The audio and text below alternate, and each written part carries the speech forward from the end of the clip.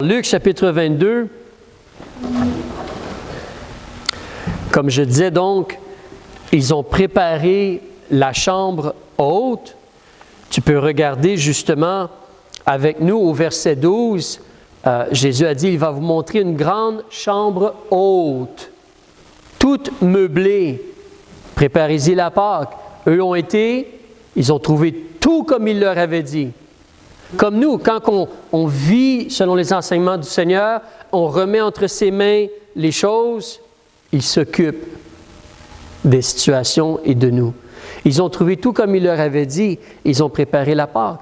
Et quand l'heure fut venue, là, il s'est mis à table et les 12 apôtres avec lui. Je vais continuer à lire pour l'instant, verset 15. Il leur a dit, « J'ai fort désiré de manger cette Pâque avec vous avant que je souffre. Le temps va venir où il va être arrêté. Pendant la nuit, il va être arrêté. » Mais il voulait manger cette Pâque. « Car je vous dis que je ne la mangerai plus jusqu'à ce qu'elle soit accomplie dans le royaume de Dieu. » Alors, toi et moi, on lit cela, puis on sait qu'on attend encore le royaume de Dieu.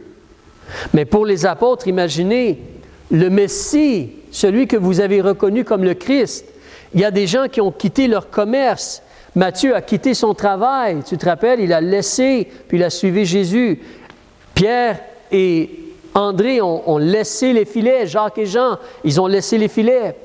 Mais Jésus leur dit, « Je dois souffrir et je ne vais plus manger la Pâque.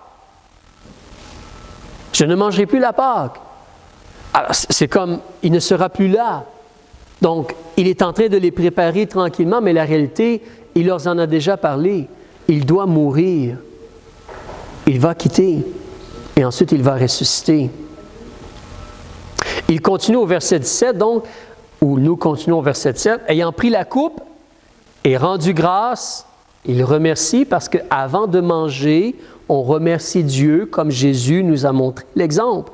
On rend grâce c'est remercier. On remercie Dieu pour la nourriture qu'on a avant de manger. Puis là, il dit, prenez la coupe et la distribuez entre vous. Et là, il y a l'établissement du repas du Seigneur. Je vous dis que je ne boirai plus du fruit de la vigne jusqu'à ce que le règne de Dieu soit venu. Puis il prit du pain et ayant rendu grâce, il le rompit et le leur donna en disant, « Ceci est mon corps, qui est donné pour vous.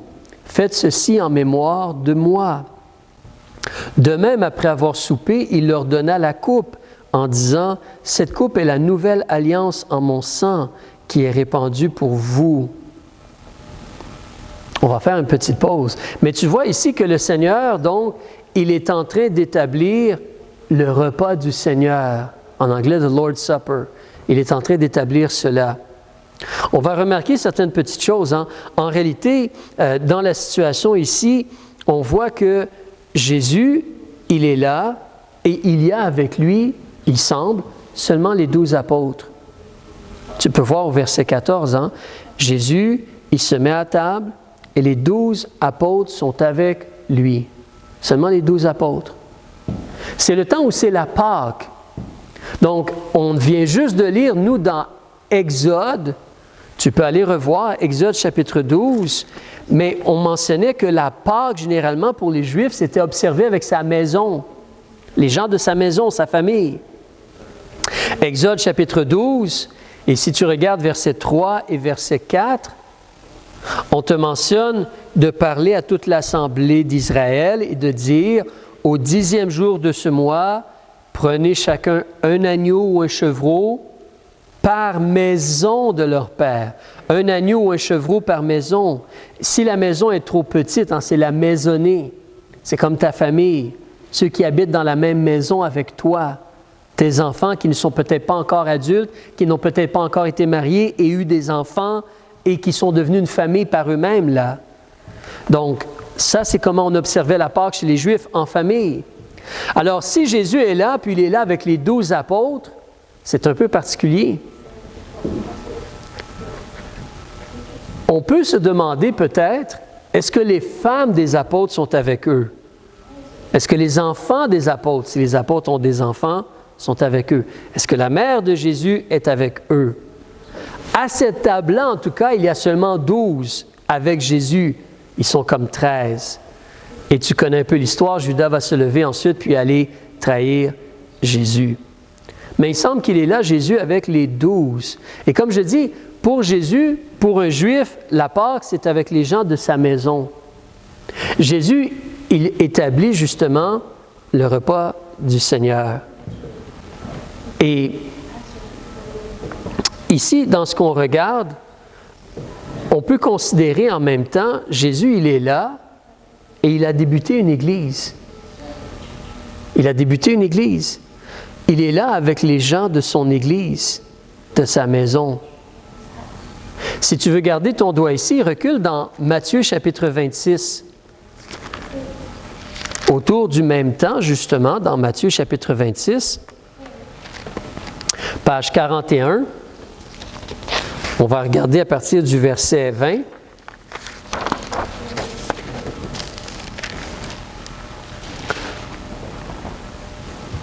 Mais on regarde au verset 20, puis ça nous dit la même chose. Quand le soir fut venu, il se mit à table avec les 12, comme s'il y a seulement les 12 avec lui. Et comme il mangeait, il dit, « Je vous dis en vérité que l'un de vous me trahira. » Tournons la page pour l'instant et regarde avec moi, toujours le chapitre 26, mais regarde le verset 31. Jésus, il avertit les apôtres, les disciples, que quelque chose va se produire. Verset 31. Alors Jésus leur dit, « Je vous serai cette nuit à tous une occasion de chute, car il est écrit, je frapperai le berger et les brebis du troupeau seront dispersées. » Jésus, c'est un berger a une bergerie ou un troupeau. Le troupeau ici, justement, comme l'assemblée, les gens, les apôtres. Alors Jésus a débuté une église. Oui, il se déplaçait, mais là, il est à Jérusalem. Il est avec son assemblée, son église. Et il établit le repas du Seigneur. Si tu veux avancer aussi dans le livre Actes des apôtres, quand on nous parle de l'Église à Jérusalem et comment l'Église ensuite va se reproduire et il va y avoir d'autres églises, mais Jésus, donc, il avait une Église, il était le pasteur, il était le berger. Les apôtres, les 12 disciples étaient comme le troupeau, l'assemblée, l'Église. Il y a d'autres gens qui ont cru en Jésus, qui ont été baptisés. Et à Jérusalem, les gens vont rester là. Il y a l'Église à Jérusalem qui va aider à débuter d'autres églises, comme nous, on a vu en lisant dans le livre Actes des apôtres. Mais regarde dans Actes des apôtres au chapitre 1, après que Jésus soit ressuscité, 40 jours après, où sont les apôtres? Ils sont toujours à Jérusalem et spécifiquement où est-ce qu'ils sont, c'est intéressant. Regarde au verset 13. Après qu'ils ont vu Jésus monter vers le ciel, quand ils furent arrivés, ils montèrent dans la chambre haute. On vient juste de lire ça dans Luc, la chambre haute. Il semblerait que c'est la même pièce où ils ont eu le repas du Seigneur, où ils ont eu la Pâque. Ils sont retournés dans la chambre haute, ils sont là pour l'instant. Il y a Pierre, Jacques, Jean, André, Philippe, Thomas, Barthélemy, Matthieu, Jacques, fils d'Alphée, Simon le Zélote et Jude, frère de Jacques. Puis Judas, il est décédé. Mais il y a les 11 apôtres avec Jésus. Oui, je pense qu'on pourrait considérer que probablement leurs femmes sont avec eux. Et leurs enfants, s'ils en ont. Donc, si 11 apôtres ont 11 femmes, on tombe de 11 à 22. N'est-ce pas? 11 plus 11, ça fait 22. Peut-être s'ils ont 1 ou 2 enfants chacun, on tombe autour de 40 personnes. Après ça, on ajoute au verset 14, « Tous ceux-là persévéraient d'un commun accord dans la prière et dans l'oraison, avec les femmes. » Ah oui, leurs femmes sont là. « Et Marie, mère de Jésus, et avec ses frères. » Joseph est décédé, mais Marie, elle est là. Et les frères et les sœurs de Jésus semblent être là. Si tu te rappelles, Jésus avait minimum 4 frères. Hein? On les énumère dans les évangiles. Et on dit qu'il a au moins 2 sœurs. On parle de ses sœurs au pluriel. Donc, encore là, si chacun d'entre eux a un mari ou une femme, là, on est rendu avec une autre quantité. Donc, s'ils sont, disons, 6 minimum, fois 2, 12, plus des enfants, on a peut-être une autre trentaine de personnes là. Plus le 40 quelque chose, plus Marie. Plus en passant, si tu descends au verset 23, tu vois que le monsieur qui va devenir le 12e apôtre, qui remplace Judas, il est là. Et un autre monsieur, parce qu'on va en choisir 2. Il y a Joseph, appelé Barsabas, surnommé Juste. Puis il y a Matthias aussi, possiblement avec leurs femmes et leurs enfants aussi. Mais en réalité, combien sont-ils là présentement, au verset 5? En ce jour-là, Pierre se levant au milieu des disciples assemblés, au nombre d'environ combien? 120 personnes. Ils sont 120 personnes. Est-ce qu'ils étaient 120 personnes le jour de la Pâque? C'est une excellente question. Comme je dis, c'est possible que leurs femmes et leurs enfants étaient là, peut-être pas à la même table que Jésus, peut-être dans une pièce adjacente, je ne sais pas, mais certainement Jésus et les 12 sont assis à la table et ils mangent ensemble. Et ça, c'est l'Église du Seigneur Jésus-Christ, comme la première Église, qui ensuite va se reproduire. Comme on a vu dans Actes des Apôtres, ils vont aller prêcher à l'extérieur, la Samarie, la Galilée, et ensuite ils vont sortir vers Antioche, et il y a plusieurs églises. Les églises se multiplient. Actes chapitre 9, verset 31, si tu te rappelles, les églises se multipliaient par le secours du Saint-Esprit. Retournons dans Luc, s'il vous plaît. Donc Jésus est là avec son Église, et il établit le repas du Seigneur. Il n'a pas fait cela avant. Il a fait cela seulement à ce moment-là. C'est là qu'il va donner sa vie en rançon. Mais il fait cela. Donc, c'est intéressant de noter que quand Jésus fait le repas du Seigneur ici, il n'a pas tous les disciples qui croient en lui avec lui. Tous ceux qui disent Jésus c'est le Messie ne sont pas là. C'est seulement les 12, peut-être leurs femmes, peut-être les 120, mais c'est comme son assemblée, son Église. C'est son Église qui est là. Et il établit le repas du Seigneur.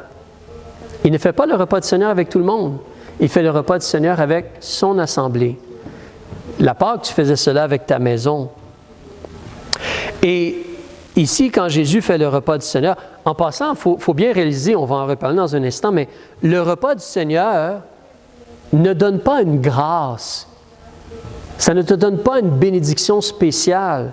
Nous savons, dans l'Église catholique, lorsqu'on remet l'hostie, c'est comme si on remet Dieu entre tes mains et tu as une bénédiction ou tu as un pardon ou quelque chose, c'est comme une grâce ou c'est comme un sacrement, c'est le mot qu'ils utilisent, c'est un sacrement, mais ça c'est une histoire d'homme, c'est une invention d'être humain.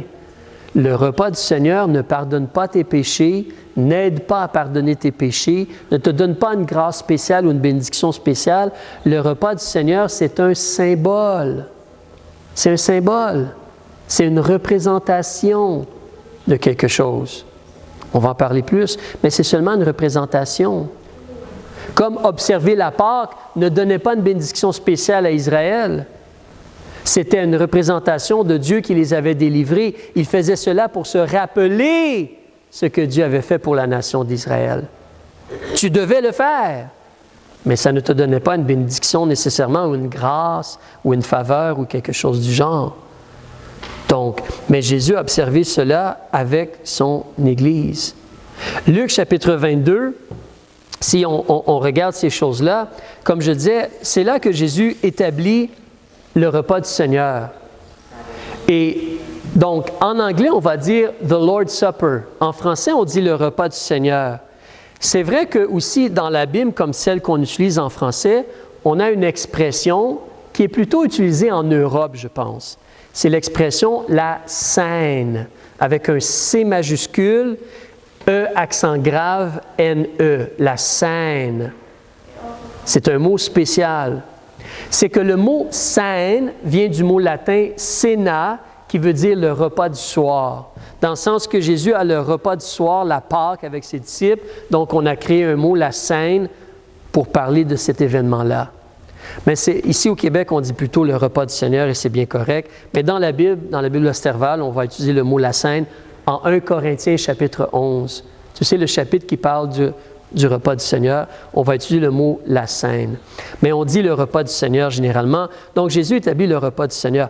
Et c'est important pour toi et moi de réaliser le repas du Seigneur, justement, c'est une ordonnance, comme un commandement, un ordre, quelque chose qu'on doit observer, qu'on doit faire. Je disais dernièrement, il n'y a aucun verset dans la Bible qui dit que le 25 décembre, on doit faire quelque chose de spécial. Il n'y a aucun verset dans la Bible qui dit que Pâques, on doit faire quelque chose de spécial. Mais la Bible dit clairement qu'on doit observer le repas du Seigneur. C'est un commandement du Seigneur. La Bible dit clairement qu'on doit aussi baptiser ceux qui croient. C'est un commandement du Seigneur. Donc, en réalité, il y a 2 ordonnances, 2 commandements qui ont été donnés toutes les 2, en réalité, aux églises du Seigneur Jésus-Christ. Ce sont les églises qui baptisent, c'est les églises qui observent le repas du Seigneur. Ce n'est pas quelque chose que tu fais tout seul. C'est l'Assemblée qui fait cela. C'est elle qui en est responsable ou garant. Pas nécessairement le pasteur, l'Assemblée. L'Assemblée établit un pasteur, mais l'Assemblée. Alors, évidemment, le baptême, tu fais cela une fois dans ta vie. Tu crois vraiment, tu vas vraiment au-dessus de l'eau, tu es baptisé par l'autorité d'une église, tu es baptisé, c'est réglé. Tu fais cela une fois dans ta vie. Mais le repas du Seigneur, tu ne fais pas cela une fois dans ta vie, tu fais cela régulièrement. Tu fais cela tu fais cela certainement plus qu'une fois plus qu'une fois dans ta vie, je devrais dire, la meilleure phrase. Tu fais cela. Remarque que le baptême, c'est quelque chose que tu fais généralement comme public. Si tu te fais baptiser à l'extérieur, comme on faisait dans le Nouveau Testament, tout le monde peut te voir en train de te faire baptiser. Mais quand tu fais le repas du Seigneur, généralement, comme ici, Jésus, il est comment? Il est en privé quand il fait le repas du Seigneur. Il n'y a pas de visiteur là ou d'invité. Il est comme tout seul avec son Église. C'est plus privé, le repas du Seigneur. Ce n'est pas quelque chose qu'on fait en public, nécessairement. On pourrait avoir une question, aujourd'hui on ne va pas nécessairement aller à fond sur cela, on pourrait avoir une question concernant combien de fois on devrait faire le repas du Seigneur. En réalité, Jésus, il a fait cela une fois pendant tout son ministère, une seule fois. Et quand tu lis dans la parole de Dieu, le seul autre endroit où on te parle du repas du Seigneur vraiment en détail, 1 Corinthiens chapitre 11, 1 Corinthiens chapitre 10 en parle un peu, mais 1 Corinthiens chapitre 11, on ne te donne pas un ordre sur quand tu dois faire le repas du Seigneur. Paul dit, lorsque vous vous assemblez, vous observez le repas du Seigneur, comme si chaque Église peut décider quand elle veut faire le repas du Seigneur. Ça ne dit pas tous les dimanches, ça ne dit pas tout le 5e dimanche du mois, ça ne dit pas 3 fois par année, ça ne dit pas non plus 1 fois par année. Ça dit de faire le repas du Seigneur. Donc, on pourrait reparler de cela un autre jour. Mais le repas du Seigneur, quand tu regardes ici, on a les éléments aussi. Considérons, Jésus est en train d'observer la Pâque. Tu peux voir justement au chapitre 22, verset 7, que c'est le jour des pains sans levain. Donc, voici une question extrêmement importante. Une question piège un peu. Voici une question vraiment importante, mais simple. Si c'est la fête des pains sans levain, quel genre de pain est-ce que Jésus a entre ses mains? Il a du pain sans levain. Il a le pain plat, sans aucun levain. Le pain n'a pas été fermenté parce que c'est la fête des pains sans levain. Les Juifs devaient sortir tout le vin de leur maison. Alors, et c'est la même chose, la coupe. Je me rappelle, il y a plusieurs années, mon patron, il me parlait justement que Jésus buvait du vin. Et il me disait, mais oui, regarde, on parle toujours de la coupe. Et je lui ai dit, oui, mais as-tu déjà lu ce qu'il y avait dans la coupe? Et là, j'ai ouvert la Bible et je lui ai montré, et ça le dit ici au verset 18. Quand Jésus, il passe la coupe, qu'est-ce qu'il mentionne? Il dit, je vous dis que je ne boirai plus du fruit de la vigne. Ce qu'il y a dans la coupe, c'est du jus de raisin. C'est le fruit de la vigne, pas de fermentation. Pas d'agent de fermentation ou de levure, c'est le fruit de la vigne, non fermenté. C'est la fête des pains sans levain, pas de levain, pas de fermentation. Alors, on a le pain et on a le jus de raisin. Ce sont les éléments qu'on utilise pour faire le repas du Seigneur. C'est pourquoi, généralement, on ne veut pas prendre n'importe quoi pour faire le repas du Seigneur. N'importe quel genre de pain ou n'importe quel genre de boisson. Est-ce qu'on va prendre Coca-Cola? Est-ce qu'on va prendre peut-être un verre d'eau ou une limonade? C'est le jus de raisin. C'est du pain, comme Jésus lui-même a fait. Du pain plat, non fermenté. C'est ce qu'on utilise. Parce que, rappelons-nous, ici, Jésus le dit au verset 19, il dit, « Puis il prit du pain et ayant rendu grâce, il le rompit et leur donna en disant, « Ceci est mon corps. » Et au verset 20, il dit que c'est son sang. Donc, en réalité, les éléments qu'on utilise pour faire le repas du Seigneur sont représentatifs de Jésus-Christ. Le corps de Jésus, est-ce qu'il y avait du péché? Le sang de Jésus, est-ce qu'il est pur et sans péché? C'est pourquoi, lorsqu'on regarde dans les écrits de Dieu, on voit que le levain, c'est une représentation, un symbole de péché. Vous vous rappelez, Jésus a dit, un peu de levain fait lever toute la pâte. On nous parle de cela, pas Jésus, mais Paul a dit cela, excusez-moi. Mais Jésus parle de la femme qui a mis un peu de levain puis que la pâte a levé. Mais le levain est représentatif du péché. Donc, on ne met pas de levain dans le pain, on ne met pas de levain dans le jus de raisin, parce que c'est représentatif de la personne de Jésus qui est pure et sans péché.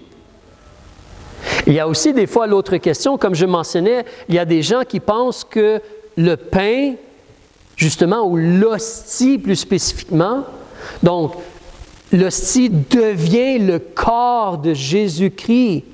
Donc, lorsqu'on a cela, on fait attention pour ne pas l'échapper parce que c'est le corps de Jésus. Mais en réalité, Jésus, il est très clair. C'est un symbole. Quand Jésus, il est là, puis il est en train de manger avec les gens, il est en train de manger avec les gens, il est là, assis, peut-être autour ou devant la table, et il dit, « Prenez, mangez, ceci est mon corps. » Mais il est là avec eux. Ce n'est pas son corps. Il est là lui-même avec eux. C'est une représentation de son corps. C'est un symbole. C'est représentatif. Alors, lorsqu'on prend le pain, c'est pour se rappeler Jésus et son corps qui a été brisé pour nous et son sang qui a été versé. Donc, ce n'est pas littéralement le corps de Jésus. Ce n'est pas comme si Jésus est dans le pain ou dans le jus de raisin. Non, ce n'est pas cela du tout. C'est représentatif plutôt. Représentatif. C'est pour ça, justement, comme Jésus dit au verset 19, « Ceci est mon corps qui est donné pour vous », à la fin du verset 19, « Faites ceci en mémoire de moi ». Nous faisons cela non pour avoir une bénédiction, non pour avoir le pardon de nos péchés, non pour avoir une grâce de Dieu. Nous faisons cela pour nous rappeler ce que Jésus a fait. Nous faisons cela en mémoire de ce qu'il a fait. C'est seulement représentatif. C'est un symbole, un exemple. C'est en mémoire de ce que Jésus a fait pour nous. Puis tu peux voir aussi au verset 20 comment il nous parle de la nouvelle alliance, justement. La nouvelle alliance à travers le sang de Jésus-Christ. Parce que les Juifs avaient leur propre alliance. Le sang a été versé, des animaux ont été tués, et Israël est devenu le peuple de Dieu, et Dieu est devenu leur peuple. Mais là, présentement, le sang de Jésus a été versé, et si tu places ta confiance en Jésus, tu deviens un enfant de Dieu. C'est la nouvelle alliance. Elle a aussi été prophétisée dans Jérémie chapitre 31. C'est pour Israël, c'est pour toutes les nations, tout individu, devenir enfant de Dieu à travers le sang versé, être né de nouveau. Continuons au verset 21, s'il te plaît. On va parler un petit peu maintenant de trahison, parce que Jésus adresse le sujet. Alors, après avoir fait le repas du Seigneur avec eux, ou est en train de le faire avec eux, verset 21, il dit, « Au reste, voici la main de celui qui me trahit est à cette table avec moi. Pour ce qui est du Fils de l'homme, il s'en va, selon qu'il a été déterminé. » Il fallait que Jésus meure. Mais malheur à cet homme par qui il est trahi. Et ils commencèrent à se demander les uns aux autres. Pouvez-vous imaginer, hein? On est ensemble, on est comme unis plus ou moins ensemble, on sert le Seigneur, puis le maître se lève et dit, il y en a un qui va nous trahir. Il y en a un qui va me trahir personnellement. Mais qui va faire cela? Qui va oser faire cela? Alors les gens posent la question. Ils commencent à se questionner concernant cela. On va faire un petit détour. Viens avec moi dans Matthieu, chapitre 26, s'il te plaît. Matthieu, chapitre 26. Il y a des petites choses un peu différentes en Matthieu, chapitre 26. On va les lire. Puis après cela, regardez en Jean. Matthieu, chapitre 26. Si tu regardes à partir du verset 20, on voyait un peu cela tantôt. Alors, page 41. Mais Matthieu, chapitre 26, verset 20. Quand le soir fut venu, il s'est mis à table avec les 12. Et comme ils étaient en train de manger, comme ils mangeaient, il a dit, « Je vous dis en vérité que l'un de vous me trahira. » Et ils furent fort affligés, et chacun d'eux se mit à lui dire, « Seigneur, est-ce moi? » Mais il répondit, « C'est celui qui a mis la main dans le plat avec moi. Celui-là me trahira. Pour ce qui est du Fils de l'homme, il s'en va selon ce qui a été écrit de lui. Mais malheur à l'homme par qui le Fils de l'homme est trahi. Il eût mieux valu pour cet homme-là de n'être jamais né. » Et là, Judas qui le trahissait, il prend la parole. Notez ce qu'il dit. « Maître, est-ce moi? » Il sait ce qu'il va faire. Il sait ce qu'il a désir de faire. Jésus lui répond, « Tu l'as dit. » Et Jésus avertit, ça serait mieux de ne pas être né. Malheur à toi. Mais il n'écoute pas du tout. Il a décidé en son cœur qu'il va faire quelque chose. Et comme il mangeait, Jésus prit du pain et ayant rendu grâce, il le rompit et le donna à ses disciples et dit, « Prenez, mangez, ceci est mon corps. » Ayant aussi pris la coupe et rendu grâce, il la leur donna en disant, « Buvez-en tous, car ceci est mon sang, le sang de la nouvelle alliance qui est répandu pour plusieurs, pour la rémission des péchés. Or, je vous dis que désormais, je ne boirai plus de ce fruit de la vigne, jusqu'au jour où je le boirai nouveau avec vous dans le royaume de mon Père. » Je veux t'encourager à considérer, des fois on ne le réalise pas beaucoup, mais le repas du Seigneur, ce n'est pas seulement « Oh, Jésus est mort ». On est comme sobre et « Oh, Jésus est mort ». Mais le repas du Seigneur, c'est aussi un symbole d'espérance.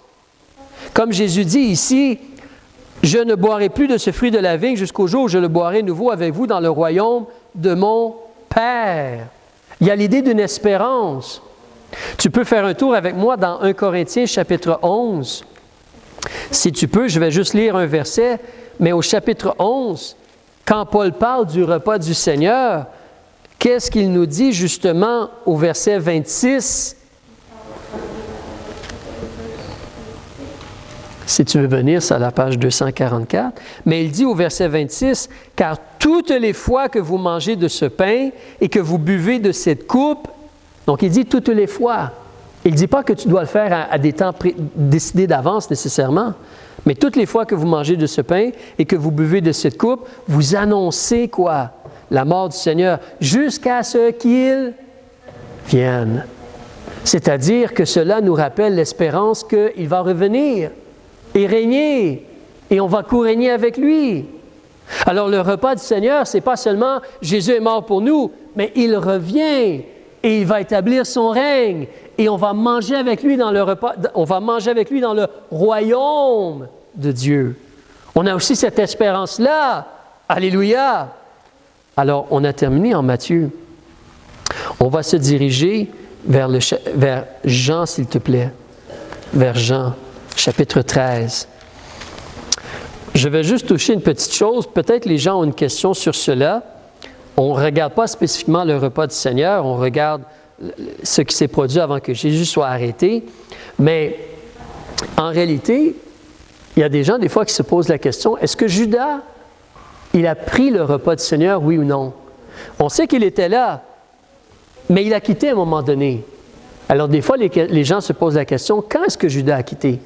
Est-ce que Judas a quitté avant que Jésus distribue le pain et la coupe pour boire? ou est-ce qu'il a quitté après? En d'autres mots, est-ce que Judas a participé au repas du Seigneur, oui ou non? Personnellement, lorsqu'on lit dans Luc au chapitre 22, on veut se rappeler que Luc nous dit clairement au début de son évangile qu'il a écrit les choses de façon comme chronologique, les événements comme un après l'autre. Tu peux voir cela en Luc chapitre 1, lorsque Luc va dire clairement que, au verset 3, « J'ai cru aussi, très excellent Théophile, que je devais te les écrire par ordre, moi qui les ai toutes examinées avec soin. » Donc, il a fait son évangile avec l'ordre, les événements, poum, poum, poum, un après l'autre. C'est chronologique, Luc. Donc, mais Luc, chapitre 22, nous dit que Jésus fait le repas du Seigneur, puis il dit que quelqu'un va le trahir et que la personne est à table avec lui après qu'il ait fait le repas du Seigneur. Alors, je serais porté à croire que Judas était là et a participé au repas du Seigneur. Maintenant, si tu veux regarder avec moi dans Jean, chapitre 13, on va juste regarder quelques petites choses ici, puis on va terminer. Mais Jean, chapitre 13, alors, l'évangile de Jean est un peu différent. On ne parle pas beaucoup du repas du Seigneur. Chapitre 13, verset 1, on te dit qu'avant la Pâque, avant la fête de Pâques, Jésus, sachant que son heure était venue pour passer de ce monde au Père, comme il avait aimé les siens qui étaient dans le monde, il les a aimés jusqu'à la fin. Et lors du souper, le diable avait déjà mis au cœur de Judas l'Iscariote, fils de Simon, de le trahir. Le diable a agi sur le cœur, Judas a cru le mensonge, il voulait trahir Jésus. Et Jésus, sachant que le Père lui avait remis toutes choses entre les mains et qu'il était venu de Dieu et qu'il retournait à Dieu, il se lève du souper ici. Est-ce que c'est avant de faire le repas du Seigneur ou non? Mais il se lève du souper, puis là, c'est quand il va laver les pieds. On ne va pas lire cela. Mais je veux juste t'encourager à te rappeler ce que Jésus a enseigné. Il a enseigné qu'on doit être prêt à servir. Comme lui-même, il est maître, mais au verset 12, après donc qu'il a relavé les pieds et qu'il a repris son manteau, il a demandé, « Savez-vous ce que je vous fais? Vous m'appelez maître et Seigneur, vous dites vrai, car je le suis. Si donc je vous ai lavé les pieds, je vous ai servi, moi le Seigneur et le maître, vous devez aussi vous servir, vous laver les pieds les uns aux autres. » Il parle de servir. Verset 18, c'est là qu'il parle de trahison. « Je ne parle point de vous tous. Je sais ceux que j'ai choisis, mais il faut que l'Écriture soit accomplie. Celui qui mange le pied avec moi a levé le pied contre moi. Je vous le dis dès à présent, avant que la chose arrive, afin que quand il sera arrivé, vous me reconnaissiez pour ce que je suis. » Le désir de Jésus, c'est qu'on ait confiance en lui, qu'on reconnaisse vraiment qui il est et comment il connaît le futur. En vérité, je vous le dis, celui qui reçoit celui que j'aurai envoyé me reçoit, et celui qui me reçoit reçoit celui qui m'a envoyé. Quand Jésus eut dit cela, il est ému en son esprit. Et il rend ce témoignage. En vérité, je vous dis que l'un de vous me trahira. Et les disciples se regardaient les uns les autres, ne sachant de qui il parlait. Et l'un d'eux, celui que Jésus aimait, tu sais, c'est M. Jean, il était couché à table vers son sein. Simon-Pierre lui fit signe de demander qui était celui de qui il parlait. « Hey, toi, demande, c'est qui? » Et lui, il se penche sur le sein de Jésus, puis lui dit, « Seigneur, qui est-ce? » Et Jésus lui dit, « C'est celui à qui je donnerai un morceau trempé. » Et ayant trempé un morceau, il le donna à Judas l'Iscariote, fils de Simon. Et après que Judas eut pris le morceau, il va sortir. Après que Judas ait pris le morceau, Satan est entré en lui. Il va l'utiliser. Jésus donc lui dit, « Fais au plus tôt ce que tu as à faire. » Mais aucun de ceux qui étaient à table ne comprit pourquoi il lui dit cela.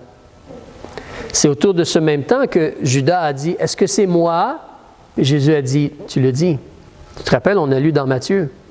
Donc, les deux conversations, ça se complète là. Ils ne se contredisent pas. Verset 28, « Aucun de ceux qui étaient à table ne comprit pourquoi il lui dit cela. Car quelques-uns pensaient que comme Judas avait la bourse, Jésus lui disait « Achète ce qu'il nous faut pour la fête ou donne quelque chose aux pauvres. » Lui, il prend le morceau puis il sort immédiatement. Or, il était nuit.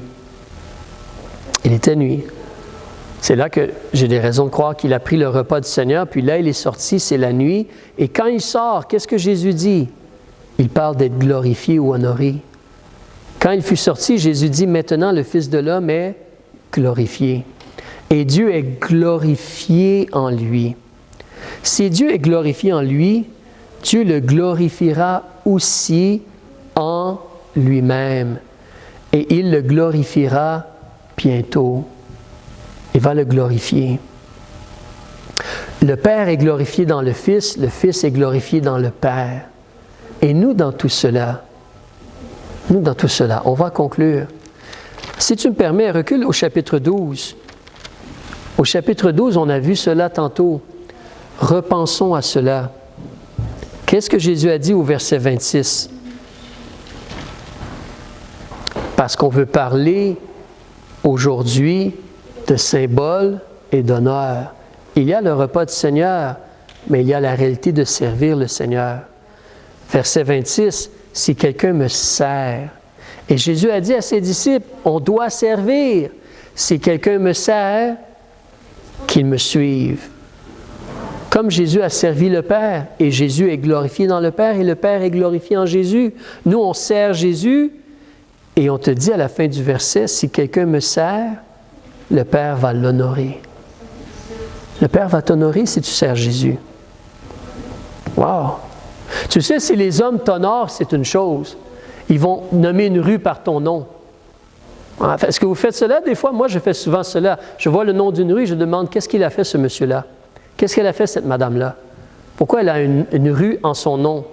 Ou un boulevard en son nom? Pourquoi? Pourquoi une station de métro au nom de Lionel Groulx? Qui est Lionel Groulx? Connaissez-vous Lionel Groulx? Il a fait une grande différence au Québec, apparemment. J'ai appris dernièrement. Alors, on connaît René Lévesque, boulevard René Lévesque à Montréal. Ça, c'est plus de notre temps. Mais j'allais au parc Jarry souvent. Je me suis dit, mais qui est ce monsieur-là, Jarry? J'ai fait des recherches pour savoir qui était Jarry. Qui était ce monsieur-là, politicien à Montréal? Alors, mais les hommes vont t'honorer. Ils vont peut-être faire quelques applaudissements, peut-être te faire une statue, puis ça s'arrête là. Mais quand Dieu t'honore,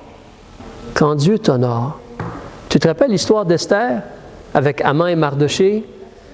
Quand Haman est allé voir le roi, puis le roi a dit, qu'est-ce qu'on devrait faire si on veut honorer quelqu'un? Le roi veut honorer quelqu'un, qu'est-ce qu'on devrait faire, Haman? Haman a pensé à lui, vous vous rappelez? Finalement, il a tout fait cela pour Mardoché. Mais Dieu va t'honorer si tu choisis de le servir. On va terminer dans Luc. Luc chapitre 22. On va conclure ici. Luc chapitre 22. Après avoir parlé que quelqu'un va le trahir, c'est triste de lire comment les disciples ont réagi. Ce qui nous démontre que même si tu es un disciple de Jésus-Christ, tu peux avoir un cœur qui n'est pas en règle avec Dieu, ou un cœur qui n'est pas attaché à Dieu entièrement. Mais chapitre 22, Jésus leur dit, quelqu'un va me trahir. Et qu'est-ce qu'eux font au verset 24? Ils se mettent à contester entre eux. C'est quoi la contestation? Qui va être le plus grand? Peut-être ils pensent, OK, Jésus s'en va, d'accord, si Jésus s'en va, ça va être qui le chef maintenant? Parce que ça prend un chef. Tout le monde sait que ça prend un chef, n'est-ce pas? Qui va être le chef? Donc, qui va être le plus grand? Et Jésus les reprend. Jésus leur dit. C'est en plein dans ce temps-là, hein? Lors des événements, là, Luc ne mentionne pas laver les pieds, mais c'est dans ce temps-là que Jésus a lavé les pieds des gens. Peut-être c'est juste après que Jésus a réalisé comment il pensait. Jésus a lavé les pieds. Et là, Jésus explique. Les rois des nations les maîtrisent, et ceux qui exercent leur autorité sur elles sont nommés bienfaiteurs. Mais vous, ne faites point ici. Et que le plus grand parmi vous soit quoi? Un serviteur, comme moi j'ai été parmi vous. Celui qui gouverne comme celui qui sert. Lequel est le plus grand, celui qui est à table ou celui qui sert? N'est-ce pas celui qui est à table? Et cependant, je suis au milieu de vous comme celui qui sert. Il nous a montré l'exemple. Mais c'est triste, hein? Il doit reprendre ses disciples. Ils doivent servir. 2 versets, puis on termine, verset 28. « Or, pour vous, vous avez persévéré avec moi dans mes épreuves. Ah! Et je dispose du royaume en votre faveur, comme mon Père en a disposé en ma faveur. » On va être honoré. Et tu te rappelles, le repas du Seigneur, verset 30, « Afin que vous mangiez et que vous buviez à ma table, pas sur la terre, mais dans mon royaume. Et que vous soyez assis sur des trônes jugeant les 12 tribus d'Israël. » Nous, on va co-régner avec Jésus. Les apôtres vont co-régner spécifiquement sur les 12 tribus d'Israël. Mais tu veux considérer cela. Premièrement, tu as un choix à faire. En réalité, c'est un peu comme le baptême. C'est impossible pour toi, tu ne peux pas prendre le repas du Seigneur si avant tu n'as pas choisi dans ton cœur d'accepter, de reconnaître, de recevoir Jésus comme ton sauveur personnel. Tu dois reconnaître le corps de Jésus, son sang versé. Pourquoi? Hier, je parlais avec un monsieur qui s'appelle Jean. Il me parlait des situations dans sa vie et des difficultés et des choix qu'il a faits, puis comment il semble être prêt à écouter au sujet de Dieu. Prions pour lui. Mais je lui ai dit oui. Après qu'il a terminé de parler, je lui ai dit oui, c'est comme moi dans ma vie, à un moment donné, j'ai réalisé, OK, Jésus, il est mort, mais pourquoi il est mort, Jésus? C'est pour moi qu'il est mort. Moi, j'ai désobéi, moi, je mérite la mort, le jugement, mais il est mort à ma place. Il est ressuscité pour ma justification. Est-ce que je veux croire cela? Est-ce que je veux recevoir Jésus comme mon sauveur? Tu dois faire ce choix-là. Tu as le choix à faire. Si tu as fait ce choix-là, présentement, on vit ici-bas sur la terre. Et si on est sauvé, on prend le repas du Seigneur. On est baptisé, on est reçu comme membre d'une Église et avec notre assemblée, on prend le repas du Seigneur. Mais c'est encourageant et merveilleux de voir, en plus de vivre pour le Seigneur et de le servir présentement, il y a l'honneur, le fait qu'on va être honoré ou récompensé par le Seigneur et manger dans son royaume comme à sa table. Pas la table du Seigneur sur la terre, le repas du Seigneur, mais à sa table dans le royaume. La récompense et l'honneur. La récompense et l'honneur. Présentement, on vit notre vie, puis on veut servir, on veut être utile, on veut demander au Seigneur, « Que veux-tu que je fasse? » On veut mettre en pratique ce qu'il nous enseigne de faire. Mais le Seigneur va récompenser. Il va récompenser. Pensons à ces choses-là. Considérons cela. L'honneur et la récompense. Décider de devenir, d'être un serviteur de Jésus. On va chanter un cantique en terminant.